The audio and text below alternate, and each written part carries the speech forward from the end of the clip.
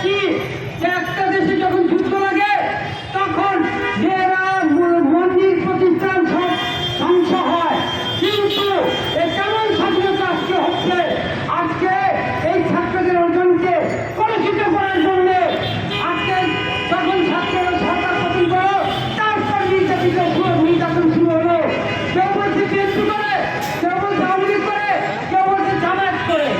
কিন্তু আমার কথা হলো আমি বিএনপিও না, আমি আওয়ামী লীগও না, আমি জামায়াতও না, আমি একজন সংখ্যালঘু হিন্দু মাত্র।